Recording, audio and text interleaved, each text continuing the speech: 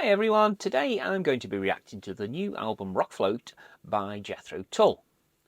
Fun fact about the Tull, Ian Anderson chose the name Jethro Tull because he liked the sound of it, but it was in fact named after an 18th century British agricultural pioneer who invented a horse-drawn seed drill that revolutionised farming methods at the time. There you go.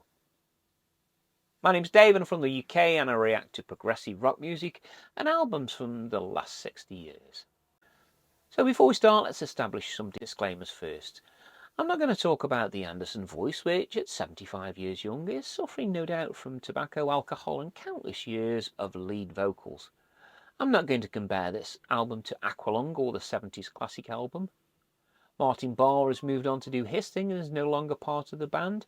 And finally, the album has been released under the Jethro Tull banner, so it's just that as far as I'm concerned.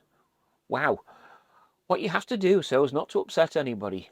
The band at this point consists of Anderson, Joe Parrish-James on guitars, David Goodyear on bass guitar, keyboards are played by John O'Hara and drums by Scott Hammond. It is somewhat of a concept album, as the original idea was for it to be an instrumental one, but as Anderson read up on the subject matter, he lent himself to lyrics, and that's how it ended up. It all starts with the track Voluspo. At the beginning of the song, a woman is speaking a language that sounds like what the elves speak in The Lord of the Rings. Then a flute starts playing, and you can tell then that it's a Jethro Tull song, even though Anderson continues to speak rather than sing the lyrics.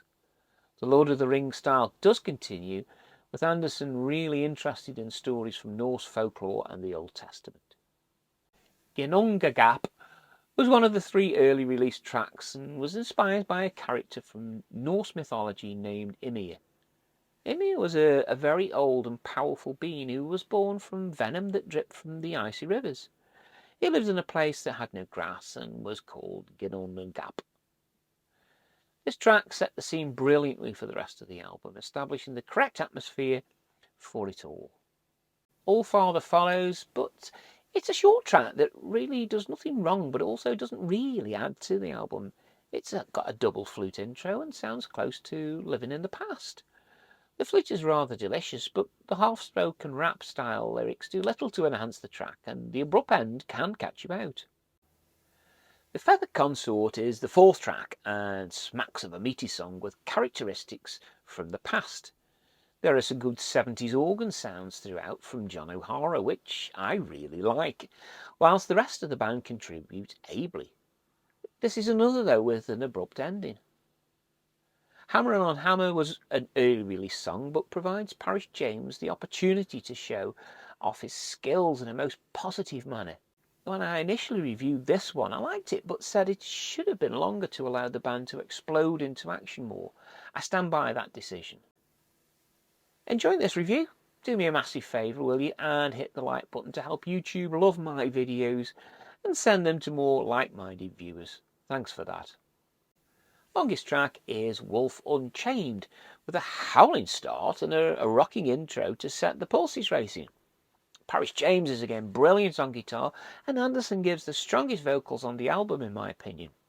It's a very good track indeed, chopping and changing time signatures and keys with the interplay between Joe and Ian, just classical Tull.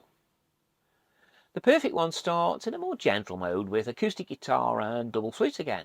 It's a very pretty song and shows a different style than has been on the album so far. It feels like it's written about there being a new god around, but also a new devil. Watch out. Trickster and the Mistletoe starts with all the vim and vigour of a Celtic jig. There are threads of Christmas spirit, but this soon dissolves as we find the devil again weaving his way through the lyrics, provoking unrest and disharmony amongst his fellow man, causing ill deeds all around. This is probably my favourite on the album up to this point. Cornucopia alters the mood drastically to summer evenings and children's laughter as this country-style piece starts, flute and piano combined in perfect harmony. The track speaks of God who grants sustenance to farmers desiring only praise in return. If only life was that simple. The Navigator was a sort of the third early release from the album, although it was the bonus track version that was released. I like the song, especially this mix, as it lets the band loose to express themselves, which is something that is lacked on this album. It pumps along at a rapid rate of knots, but is chaotic, as it's all over the show, but this takes my selection overall to the best track on the album. I really do like this one. Guardian's Watch is next, and it's a battle song again. It's a soft start before the fight starts, with mentions of Rangan again, as well as Merlin, and of all people, Mae West. There is an aerial feeling to the battle which is curious, but just as it reaches its peak, this track returns to its placid ending again. Strange one, this one. If the Val ends the standard album with prose spoken and traditional Icelandic, it's a soft open once again with a clever double flute. Presumably the Anderson vocals are a translation of the original words that are spoken.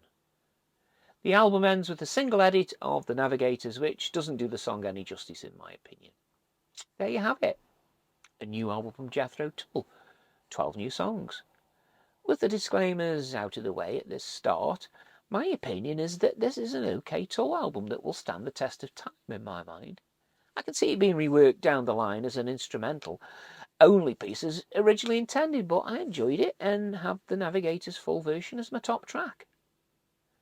In the comments below, let me know what you thought of my pick and also the rest of the album, positive or negative. It'll be good to get your thoughts, and I will answer all your comments. If you have enjoyed this review, please consider subscribing to the channel, because I'm building a really good community, and you will know when I release a new video so that you will be one of the first